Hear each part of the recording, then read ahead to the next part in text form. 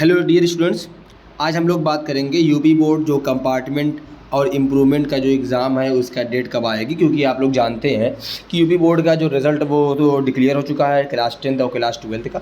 और मैंने फिर उसके बाद बहुत सारे जो स्टूडेंट थे उनका बैक लग गया था या जो हम लोग बेसिकली कहते हैं कि नंबर कम था तो कंपार्टमेंट वगैरह था। तो पहले यूपी बोर्ड में कंपार्टमेंट होते नहीं थे, तो इस साल से क्लास 12th के लिए और 2 साल पहले से क्लास 10th के लिए कंपार्टमेंट का एग्ज़ाम स्टार्ट हुआ है।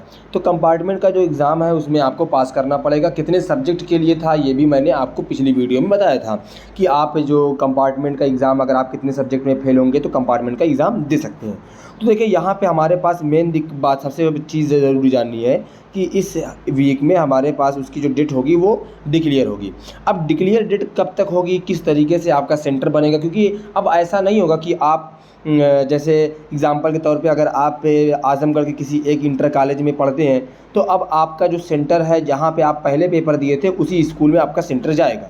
अब ऐसा नहीं होगा, तो इसलिए आपको पूरे ज़िले में बहुत ज़्यादा एक सेंटर उससे ज़्यादा 2 सेंटर ही बनते हैं, क्योंकि बहुत कम बच्चे का ही कंपार्टमेंट आता है यूपी बोर्ड में, तो इसीलिए कम सेंटर बनते हैं। चलिए इसके बारे में क्या है, कब तक डिक्लेयर होगी उसके बारे में एक एक करके देख लेते हैं।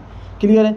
चले सबसे पहले हमारे पास है, देखिए इसी सप्ताह में घोषित होगी कंपार्टमेंट या इम्प्रूवमेंट परीक्षा की तिथि। यूपी बोर्ड ने हाई स्कूल और इंटरमीडिएट की परीक्षा 2023 का परिणाम घोषित करने के बाद कंपार्टमेंट व इम्प्रूवमेंट की परीक्षा के लिए छात्राओं का आवेदन किए थे। छात्र जो आवेदन था वो 7 जून के बाद बंद हो गया था। आप जानते होंगे, अगर आपने आवेदन किया होगा या आपके किसी दोस्त ने किया होगा तो आप उसको मालूम होगा, ठीक है ना। 7 जून तक था। इसके लिए हाई स्कूल के 18,400, इंटरमीडिएट के लिए 26,269, यानी कि लगभग 20,000 के आसपास। देखिए 18,400 और 26,000, ये हाई स्कूल और इंटरमीडिएट में पूरे यूपी में इतने बच्चों ने कंपार्टमेंट या इम्प्रूवमेंट के लिए आवेदन किया। तो जो बोर्ड के सचिव हैं उन्होंने कहा है कि जल्दी परीक्षा कराने के लिए तैयारियां तेज़ कर दी गई हैं। इम्प्रूवमेंट के लिए जो ज़रूरी विवरण होते हैं, जैसे कि कहाँ पर कितना पेपर जाना है, कहाँ पे कितने, किस ज़िले में कितने स्टूडेंट वहाँ पे फॉर्म को अप्लाई किए हैं, उसके लिए विवरण जुटा लिया गया है। किस ज़िले में कितने आवेदन प्राप्त हुए हैं, आवेदन पत्रों की संख्या के अनुसार ही संबंधित ज़िले की परीक्षा केंद्रों का निर्धारण किया जाएगा।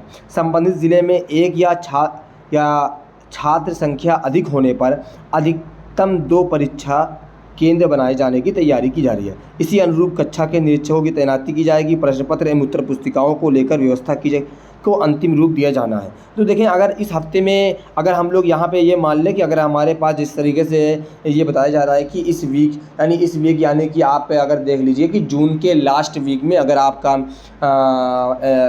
डेट शीट आ जाती है जून के लास्ट में, तो आप ये मान के चलें कि आपका जो पेपर होगा, जो कंपार्टमेंट या इम्प्रूवमेंट एग्ज़ाम होगा यूपी बोर्ड का, वो जुलाई के 2nd वीक में स्टार्ट हो जाएगा। जुलाई के 2nd वीक में करा के, ताकि उसका रिज़ल्ट जल्दी से जल्दी डिक्लेयर किया सके। क्योंकि बहुत सारे जो बच्चे होंगे वो जो कंपार्टमेंट एग्ज़ाम को पास करेंगे, तो कंपार्टमेंट एग्ज़ाम को पास करने के बाद वो अपना एडमिशन कहीं ना कहीं लेना होगा, तो इसीलिए उसको एडमिशन भी जल्दी क्लियर देना हो पड़ेगा, ताकि रिज़ल्ट को जल्दी से जल्दी डिक्लेयर कर सके। जुलाई में पेपर करवा के जुलाई लास्ट या अगस्त के पहले वीक में उसका रिज़ल्ट डिक्लेयर कर सकें और वो आगे जाके कहीं ना कहीं एडमिशन ले सकें। अब देखिए बात करते हैं, जैसे आज़मगढ़ ज़िले की बात करें तो आज़मगढ़ ज़िले में 2 सेंटर बनते हैं। जैसे एक बनता है सिवली इंटर कॉलेज और दूसरा बनता है GGIC, ठीक है, GGIC आज़मगढ़। अब जैसे यहाँ पे क्या होता है कि हाई स्कूल का किसी एक कॉलेज में होता है, इंटर का किसी एक में होता है, तो किसका कहाँ बनेगा वो डिपेंड करेगा कि कितने स्ट्रेंथ, कितने बच्चों की किस में ज़्यादा है किस ज़िले में। तो उसी हिसाब से आपके पास जो आपका शहर का सबसे बड़ा डिग्री कॉलेज इंटर कॉलेज होता है उसी में बनता है। जैसे आप खुद अंदाज़ा लगा सकते हैं कि आपके स्कूल में जो आपका ज़िला है उसमें कापियाँ कहाँ चेक होती है बोर्ड की, तो उसी के आसपास ही कॉलेज में सेंटर जाता है। तो आई होप आपको बात समझ में आ गई होगी। मिलते हैं फिर एक नई वीडियो के साथ, ऐसे ही हमसे जुड़े रहें। Thank you for watching.